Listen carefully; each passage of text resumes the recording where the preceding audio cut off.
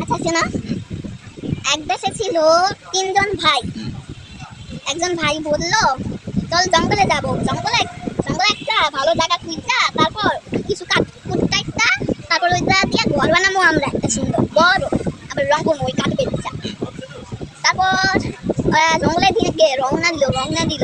হঠাৎ করে দেখে একটা কুড়াল। কুড়াল। হ্যাঁ।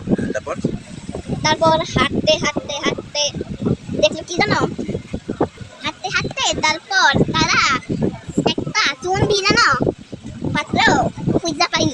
পাত্র, একটা পাতিল, পাতিল না, একটা ছোট্ট বাটি। বাটি। তো বাটি ভরা ওগুলা। তারপর ওগুলা নিয়ে আরেক ভাই হাঁটতে হাঁটতে হাঁটতে জঙ্গলে গেল। জঙ্গলে যাইয়া দেখে অনেক কাঠ। এখন এই কাঠ দিয়া ওরা ঘর বানাইলে তো হইয়াই যাবে। কাঠগুলা কাটতে অনেক কষ্ট লাগতেছিল, কারণ এক লগে কাঠ। এতগুলা কাঠ দিয়ে তো আর ঘর বানাইতে পারবো না এত চিপা জায়গায়। তারপর ভাবলো না, ঘর বানাইলাই। ওই কাঠটা ঘরের জাগা মাগা কইরা দরজা ওই যে তারপর একটু ফুল লাগাই দিল, জিনিসপত্র বানাইলো। তারপর ভাবে একটু বড় বানাই, অনেকগুলা কাঠটা অনেক বড় করলো। তারপর অনেক জায়গা করলো, তারপর সুন্দর বন বানাই দিল।